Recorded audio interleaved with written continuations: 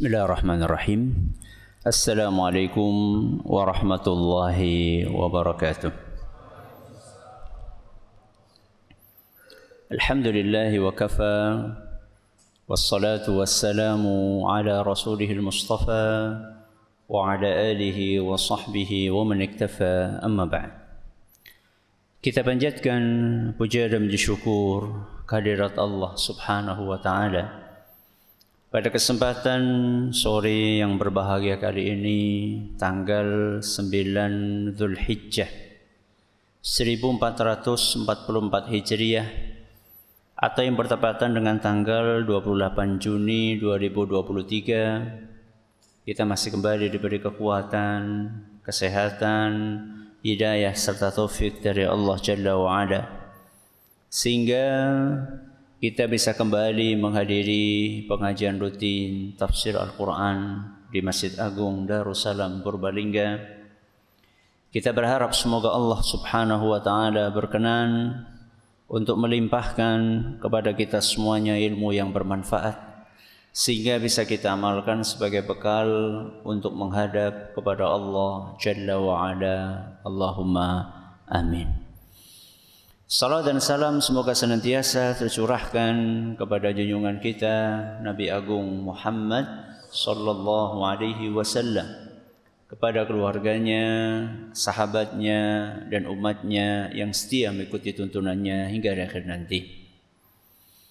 Seperti biasanya, sebelum kita mengawali pengajian malam hari ini, kita akan membaca sebagian dari surat yang mulia, yaitu surat Al-Mutaffifin. Semoga Allah subhanahu wa ta'ala memberkahi majlis kita. A'udzu billahi minasy syaithanir rajim.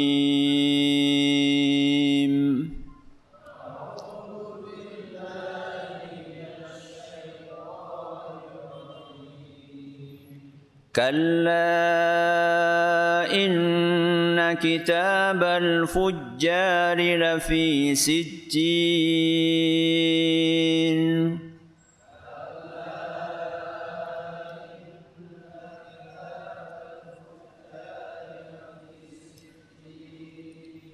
Wa ma adraka ma sijjin.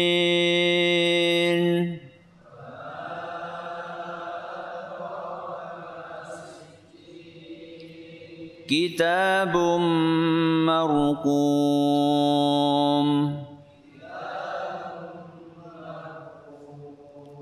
Wailun yawma idzin lil mukazzibin.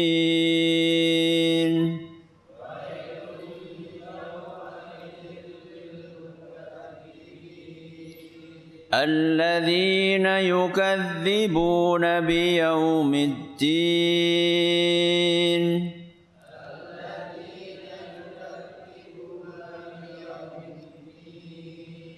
Wa ma yukadzibu bihi illa kullu mu'tadin athim.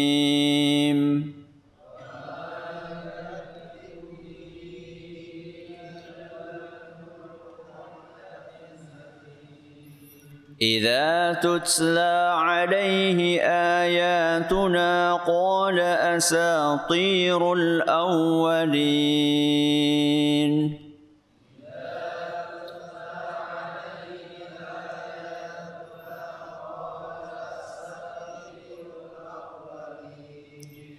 كلا بل ران على قلوبهم ما كانوا يكسبون.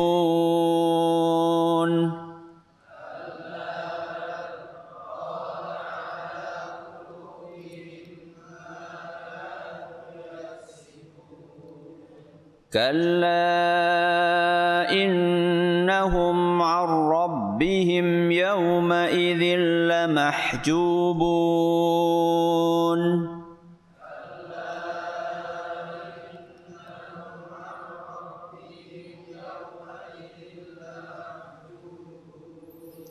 ثم إنهم لصالو الجحيم.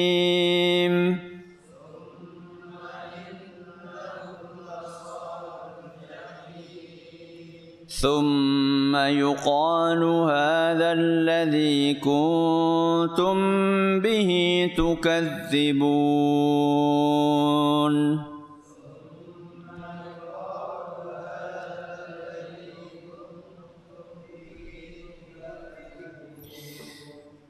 Para hadirin dan hadirat sekalian, juga segenap pendengar serta pemirsa rahimani wa rahimakumullah.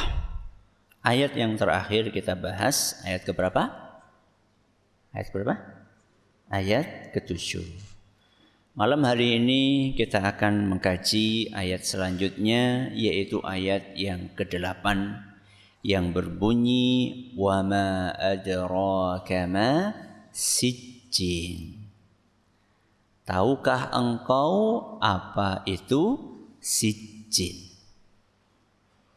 Di ayat yang sebelumnya Allah Subhanahu wa taala berfirman, kalla inna kitabal fujjari lafi sijjin. Tidak begitu.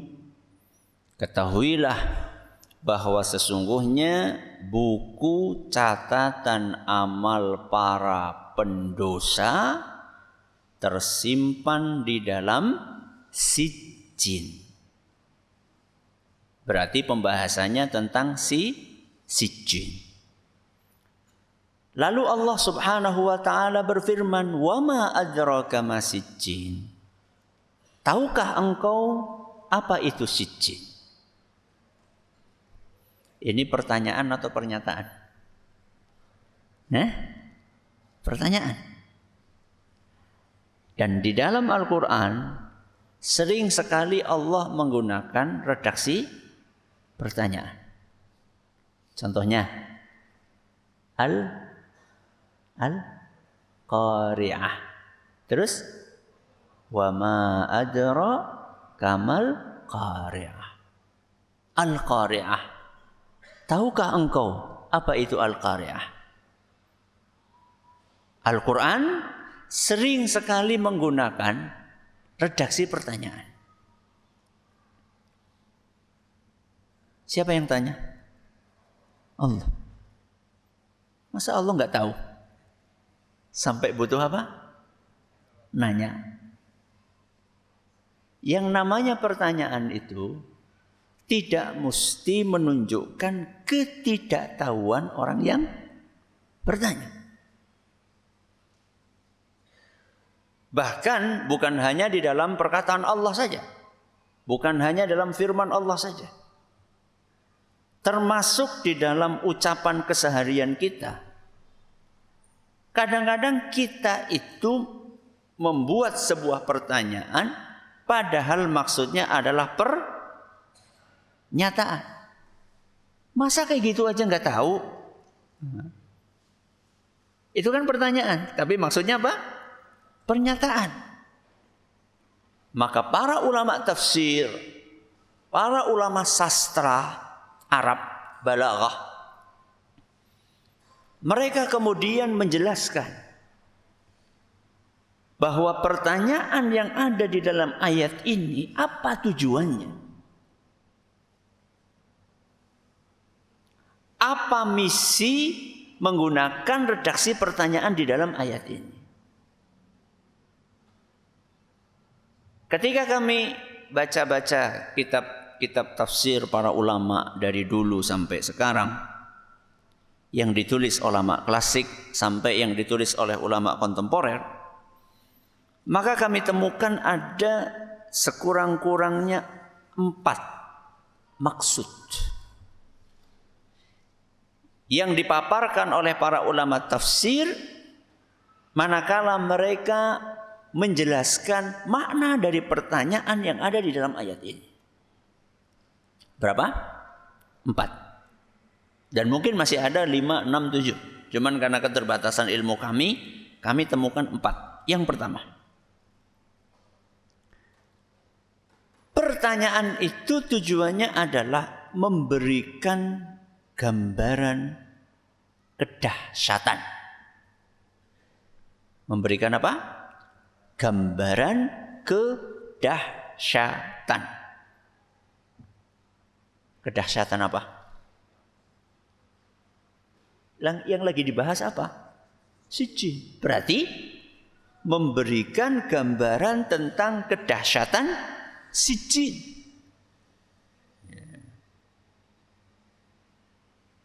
Dahsyat parahnya atau dahsyat istimewanya?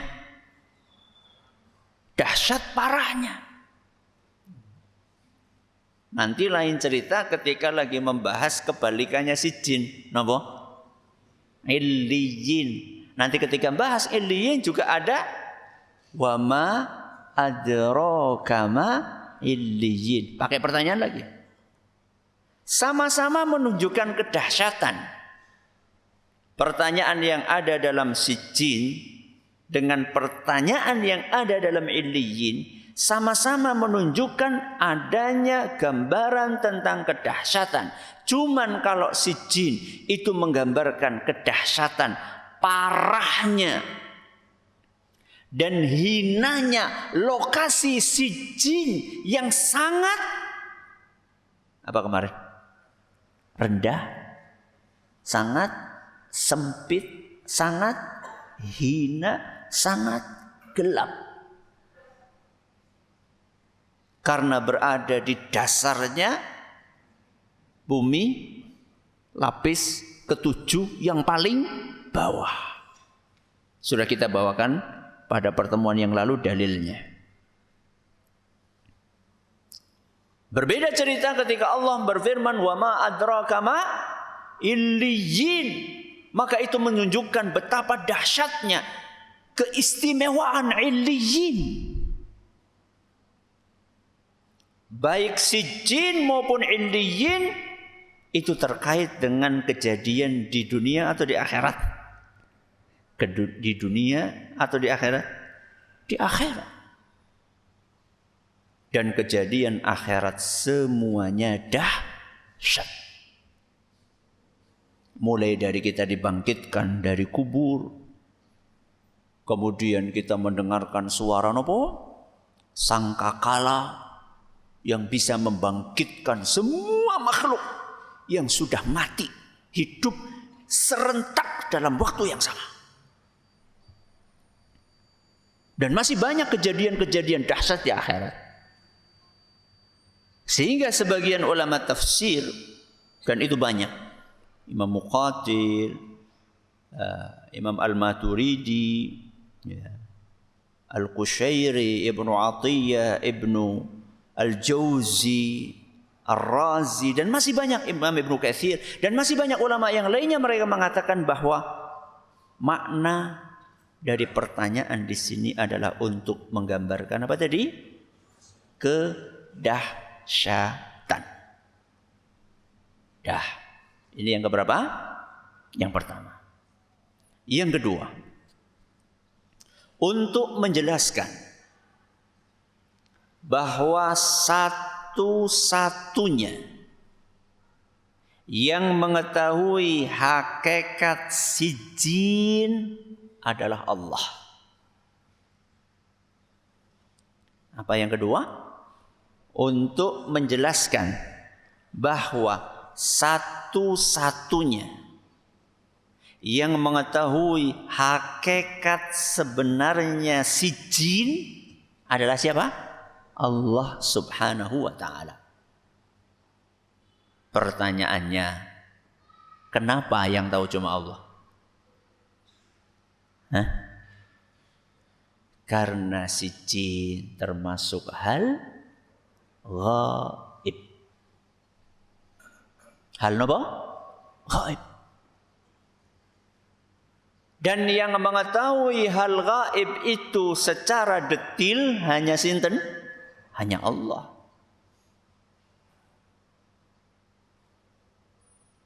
Kita tahu enggak?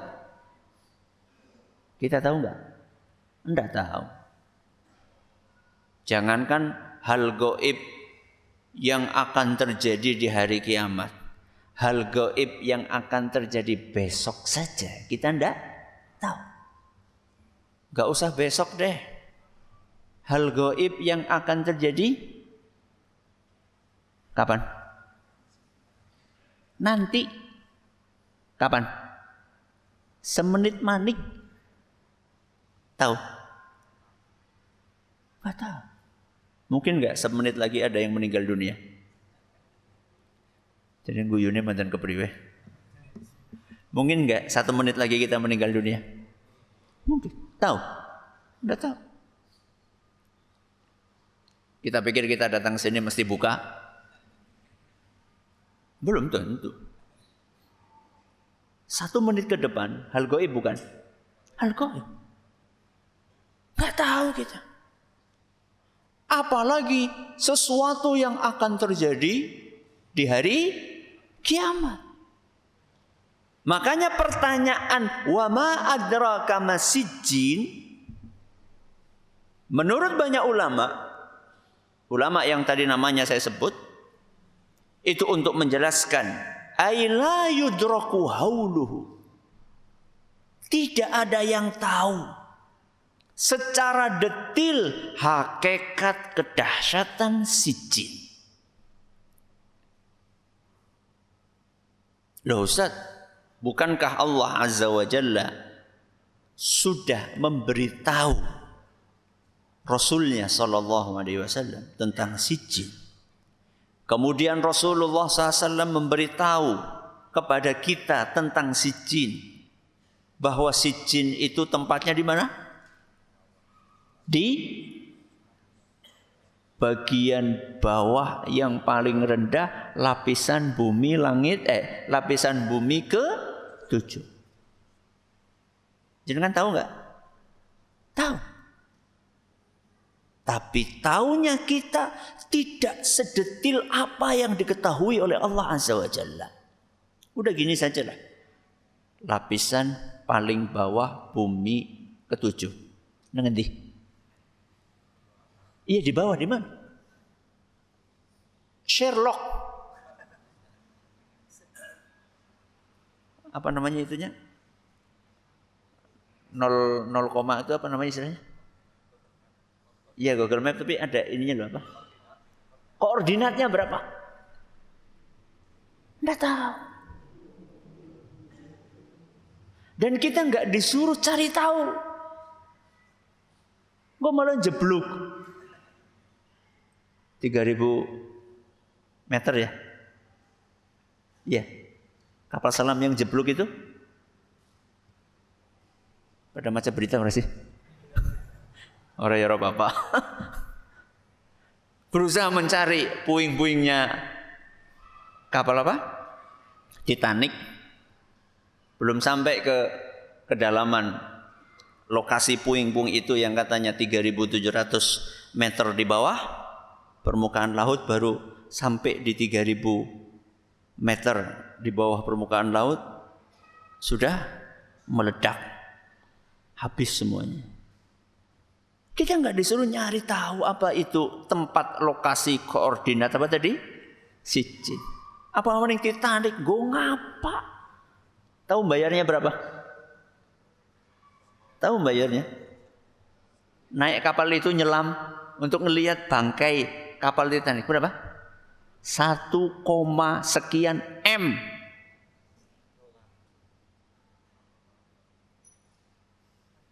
Mendingan gue bangun masjid lah. Mendingan gue bangun pondok. Gue munggah kaji. Ya. La haula wa la quwata illa billah. Jadi yang kedua, misinya, tujuannya adalah untuk menjelaskan bahwa satu-satunya yang tahu secara detil sijjin itu adalah sinten? Allah Azza wa Jalla. Kenapa tadi? Karena sijjin termasuk hal gaib. Dan satu-satunya yang tahu hal gaib secara detil sinten? Hanya Allah saja. Bahkan Nabi kita Muhammad sallallahu alaihi wasallam, manusia yang paling mulia di muka bumi ini, beliau diberitahu oleh Allah Subhanahu wa taala hal gaib hanya sebagian saja. Apa kata Allah Subhanahu wa taala dalam surat Al-Jin? Surat apa? Al-Jin ayat 26 sampai 27. Dalam surat Al-Jin ayat 26 sampai 27 Allah Subhanahu wa taala berfirman, Alimul Ghaib. Dialah Allah yang mengetahui hal-hal gaib. Fala yudhiru ala ghaibihi ahada. Dan Allah Subhanahu wa taala tidak akan memberitahu hal gaib itu kepada siapapun illa kecuali man irtada min rasul, kecuali sebagian rasul yang oleh Allah diridhoi. Salah satunya sinten? Nabi kita Muhammad sallallahu alaihi wasallam. Tapi sebagian yang diketahui oleh Nabi SAW dari hal gaib ini dengan apa yang tidak beliau ketahui, lebih banyak mana? Apa yang tidak beliau ketahui.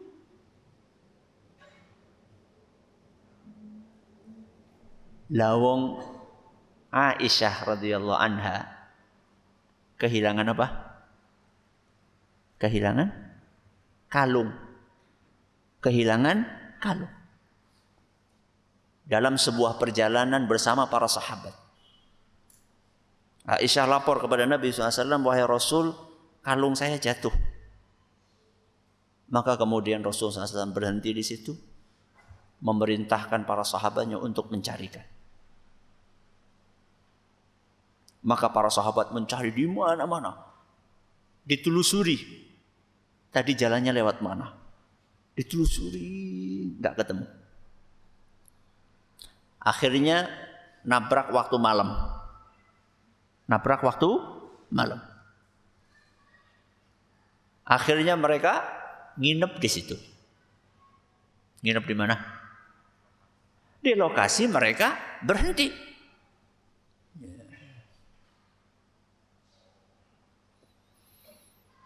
Qadarullah, di situ nggak ada sumber air. Nggak ada sumber air. Bingung toh? Harus butuh air untuk apa? Butuh air untuk minum, butuh air untuk nyuci, butuh air untuk bersih-bersih. Nggak ada air. Sehingga saya Abu Bakar radhiyallahu anhu marah kepada siapa? Kepada siapa? Kepada anaknya. Siapa anaknya? Aisyah radhiyallahu anha. Gara-gara kamu orang serombongan harus nginep di tempat yang nggak ada air. Siapa yang marah? Rasulullah. Yang marah siapa? Bapaknya. Kira-kira nek kedadian kayak gue sing jengkel jenengan mong bojone apa ramane bojone? Ya. Kita mungkin yang marah, ngisin akon gitu. Tapi subhanallah, begitu tidak ada air, Allah turunkan ayat tayamum. Allah turunkan ayat tayamum.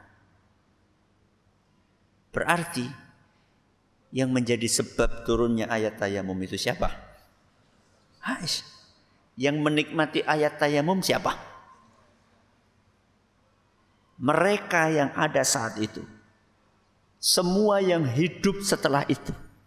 Kita yang hidup saat ini. Sampai seluruh manusia yang hidup sampai akhir zaman. Itulah keberkahan yang dibawa oleh Aisyah radhiyallahu anha dan keluarganya. Itu namanya positive thinking. Berpikir positif dari sebuah kejadian. Sudah, esok harinya cari nggak ketemu kan?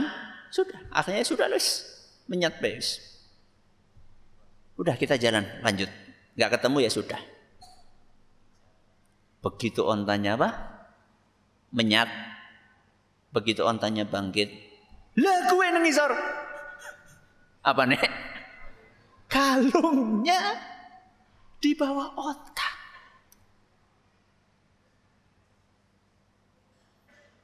Rasulullah SAW tahu nggak? Tahu nggak? Enggak tahu kecuali setelah ontanya bangkit. Rasulullah SAW tidak tahu hal gaib kalau tidak diberitahu sama siapa? Sama Allah Subhanahu wa ta'ala. Maka adalah sebuah kekeliruan fatal. Adalah sebuah kekeliruan fatal. Ketika ada sebagian orang meyakini bahwa Rasulullah SAW mengetahui semua hal gaib. Itu pemahaman yang tidak benar.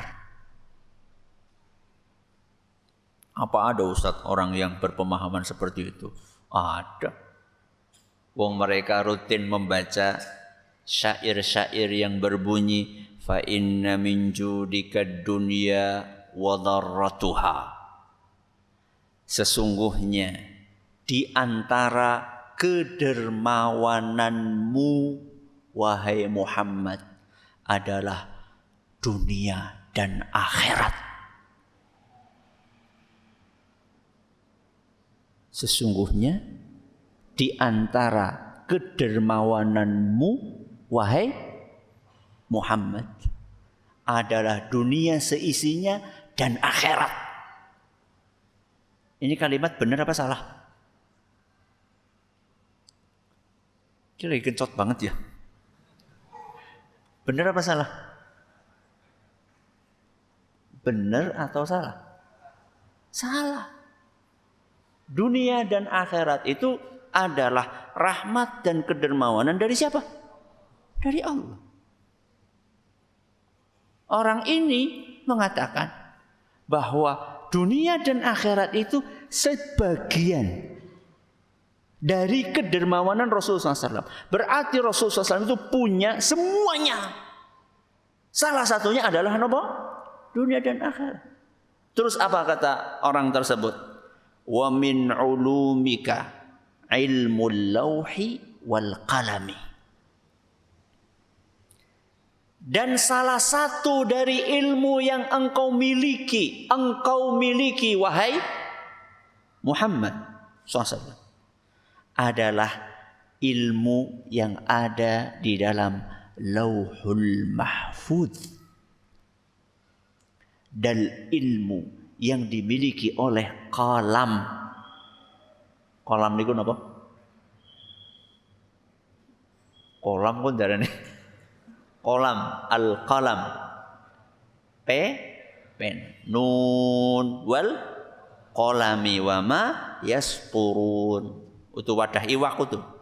Qalam, pena. Sebagian dari ilmumu wahai Muhammad adalah isi Lauhul Mahfuz dan isinya yang diketahui oleh pena. Betul? Salah. Yang tahu secara total isi Lauhul Mahfuz hanya siapa? Allah Subhanahu wa ta'ala. Orang ini mengucapkan syair-syair tadi. Tujuannya apa? Tujuannya apa? Menyanjung. Menyanjung sinten? Rasulullah SAW. Niatnya baik. Niatnya baik atau tidak? Baik. Benar. Salah. Kenapa? Karena niat yang baik saja tidak cukup. Kita disuruh menghormati Rasul SAW. Kita diperintahkan untuk mencintai Rasul SAW melebihi kecintaan kita kepada ayah kita, ibu kita, istri kita, suami kita, anak kita, bahkan seluruh manusia.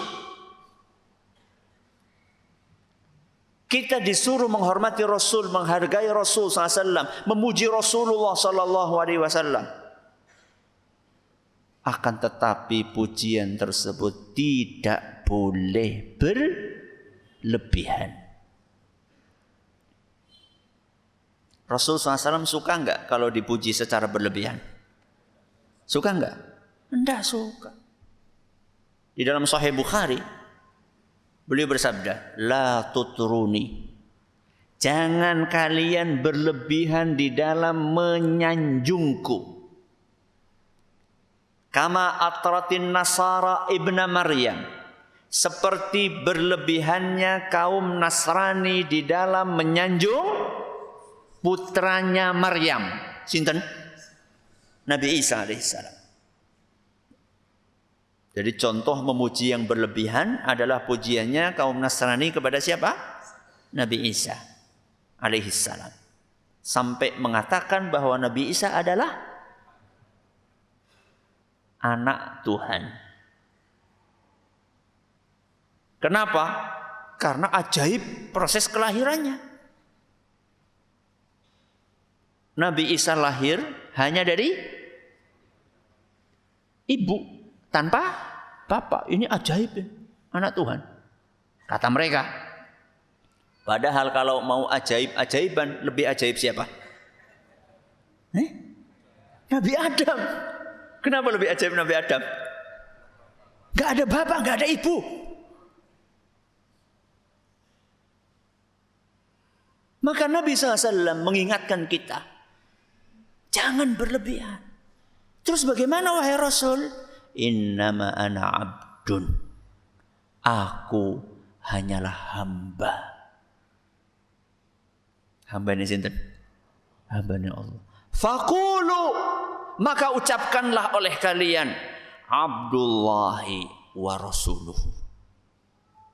Katakanlah oleh kalian wahai umat Islam, bahwa aku, yaitu Muhammad SAW, adalah hamba Allah dan Rasulnya. Menganggap Rasul SAW tahu semua hal gaib,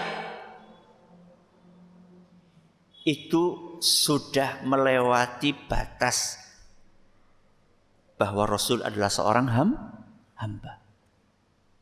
Namanya hamba ya tetap terbatas ilmu pengetahuannya. Ya. Baik. Dah ya, ini yang keberapa ini? Ini yang kedua. Yang ketiga. Kenapa pakai pertanyaan? Untuk menjelaskan bahwa ilmu merupakan karunia dari Allah. Untuk menjelaskan bahwa ilmu merupakan karunia dari sinten? Dari Allah.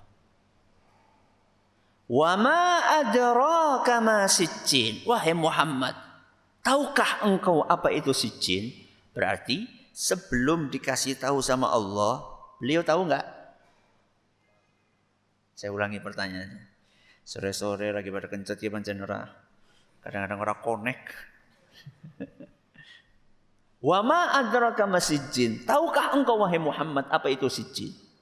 Kemudian Allah kasih tahu. Berarti sebelum dikasih tahu, pripun? Tidak tahu. Maka kata sebagian ulama, di antaranya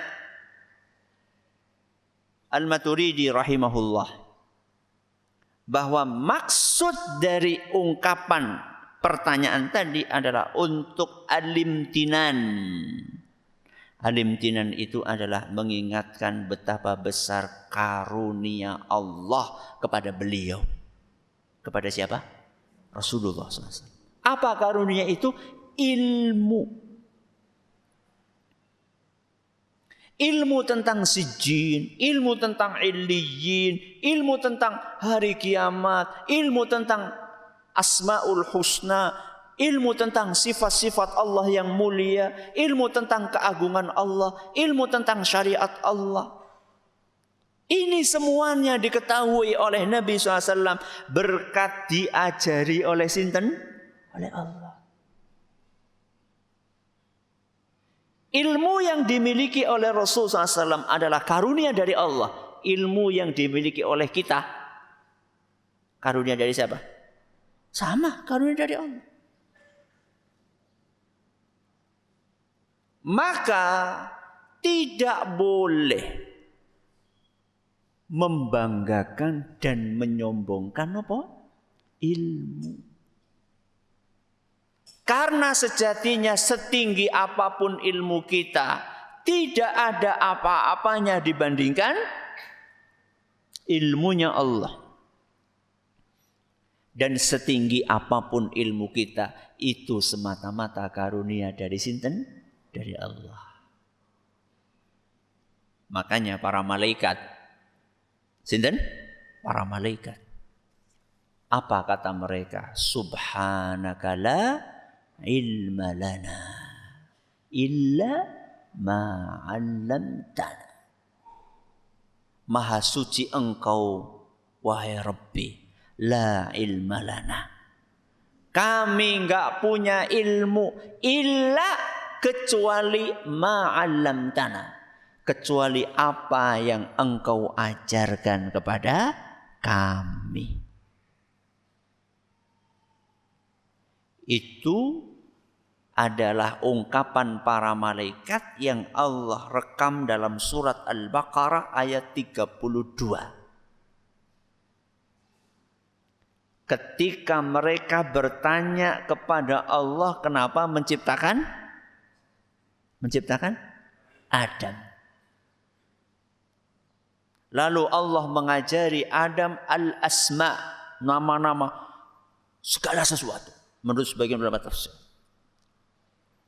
Terus Allah memerintahkan malaikat untuk coba kalian sebutkan nama-nama itu. Apa jawaban para malaikat? Subhanak, maha suci Engkau wahai Rabbi. Kami enggak punya ilmu kecuali ilmu yang Engkau ajarkan kepada kami. Lihat bagaimana tawadu. Semakin tinggi ilmu seseorang, seharusnya semakin rendah hati. Makanya tong kosong nyaring bunyinya. Soalnya orang ana isine. Berarti sing akeh ngomong tong kosong ya. Duh, nyong dian termasuk ya. Mudah-mudahan apa yang saya sampaikan ada dalilnya. Mudah-mudahan. Jadi ketika dapat ilmu, yakinlah ilmu itu adalah karunia dari sinten? Dari Allah. Jangan sombong. Jangan membanggakan diri. Sesungguhnya di atas langit masih ada langit. Wa fawqa kulli dhi ilmin alim. Orang yang berilmu, di atasnya masih ada yang berilmu lagi. Dan itu biasanya tidak kita sadari kalau kita belajarnya otodidak. Fakta itu bahwa di atas orang yang berilmu masih ada yang berilmu. Itu tidak akan disadari fakta tersebut kalau belajarnya otodidak. Otodidak sih kemudian. Sinau dewek. Enggak pakai guru. Gurunya apa? Mbah Google. Atau gurunya buku. Bukan berarti enggak boleh pakai Google, bukan berarti enggak boleh pakai buku, bukan itu maksudnya, boleh. Tapi jangan andalannya cuma buku, harus punya guru. Karena ketika kita itu belajar dari guru, guru itu akan mengajarkan kepada kita ilmu dengan begitu mudahnya. Kemudian kita juga bisa belajar adab dari guru tersebut. Kalau kita keliru, guru itu akan membenarkannya. Coba, buku kalau kita keliru membenarkan enggak? Bukunya bisa ngomong? Enggak. Kemudian kita jadi sadar bahwa ilmu kita dibandingkan ilmu guru kita itu tidak ada apa-apanya. Kami di Madinah 10 tahun itu hadir di majelis guru kami. Salah satu ulama senior Madinah, Syekh Abdul Muhsin Al-Abbad. Hafizahullah ta'ala wa matta'ahu bis-sihhati wal-afiyah. Ayah dari Syekh Abdul Razak Al-Badr yang sering datang ke Indonesia. Ngisi di Istiqlal, ngisi di mana-mana. 10 tahun kami hadir di majelis beliau. Setiap malam, kecuali malam Jumat. Malam Jumat libur. Yang beliau kaji adalah kitab-kitab hadis.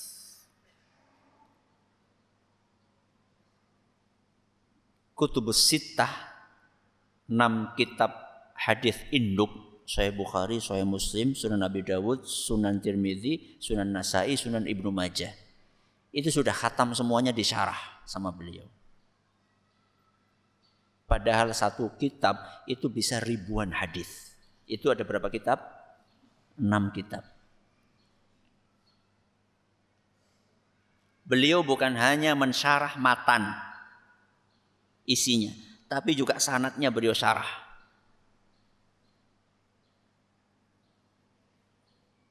Sanad itu kan panjang. Kadang-kadang dalam satu sanad itu ada 5 orang, ada 6 orang, ada 7 orang, ada 4 orang perawi hadis. Beliau itu hafal nama-namanya. Fulan, namanya siapa? Wong Abu Hurairah saja, Abu Hurairah. Banyak di antara kita nggak tahu namanya. Betul? Abu Hurairah itu nama atau bukan? Bukan. Abu Hurairah itu julukan. Apa artinya Abu Hurairah? Ramane Abu Hurairah. Bapake Abu Hurairah. Terus namanya siapa? Abdurrahman bin Sakhr Ad-Dawsi. Itu padahal baru namanya Abu Hurairah, orang yang sering kita dengar. Kita tidak tahu.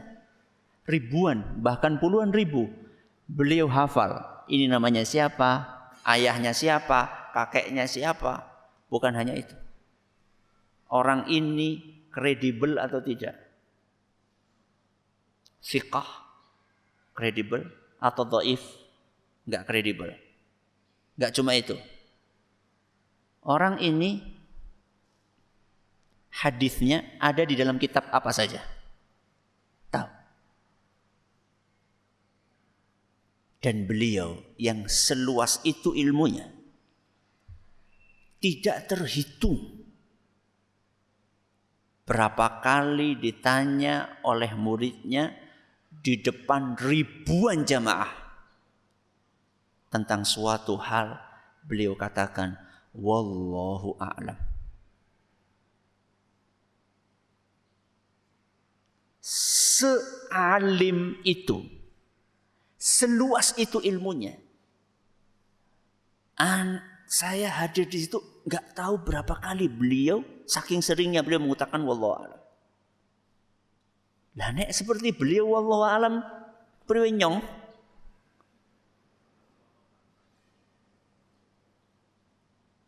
Sehingga kita merasa oh ilmu saya itu sedikit sekali. Nah, tinggal jenengan nanti kira-kira nyong dibandingkan Syekh, waduh banget bandingan. Penting untuk berguru itu penting supaya kita sadar ilmu kita itu sedikit. Dibandingkan guru kita tidak ada apa-apanya, apalagi dibandingkan Rasulullah SAW, apalagi dibandingkan sinten? Allah Subhanahu wa taala. Dah, ini yang keberapa ini? Yang ketiga. Yang terakhir, yang keempat. Untuk menjelaskan pentingnya metode tanya jawab dalam pembelajaran. Apa yang keempat?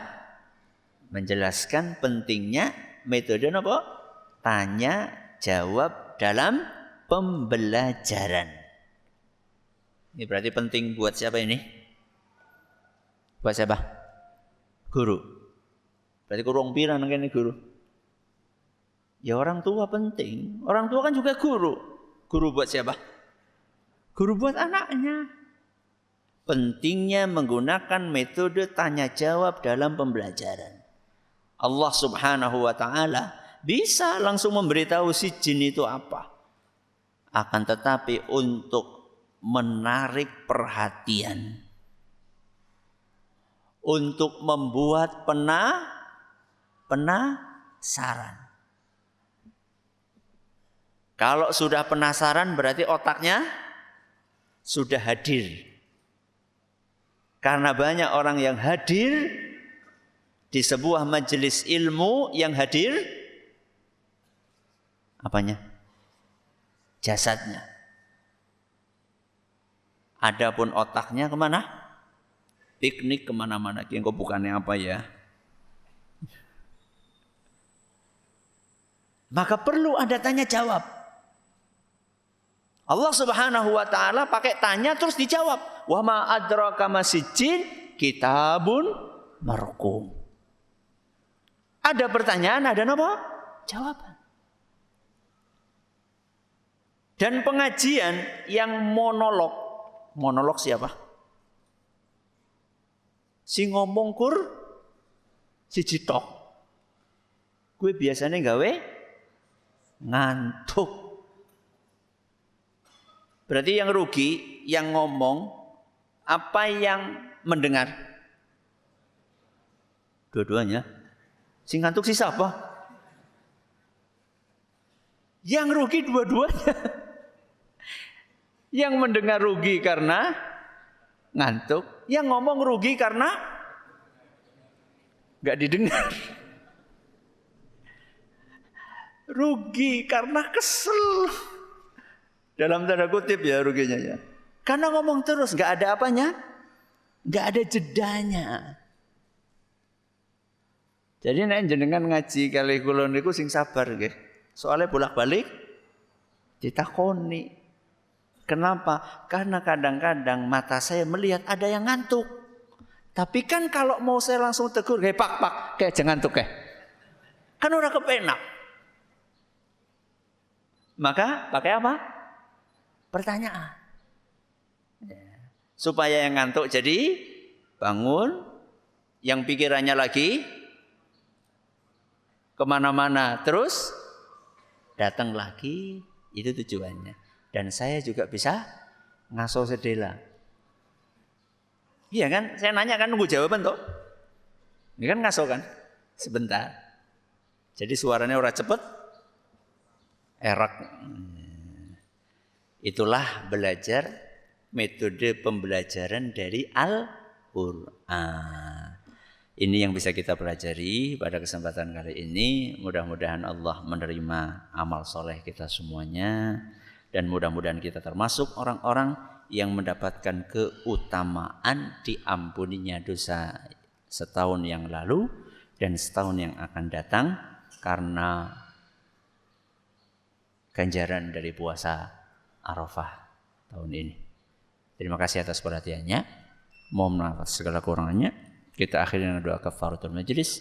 Subhanakallahumma wa bihamdika asyhadu an la ilaha illa anta astaghfiruka wa atubu ilaik. Assalamualaikum warahmatullahi wabarakatuh.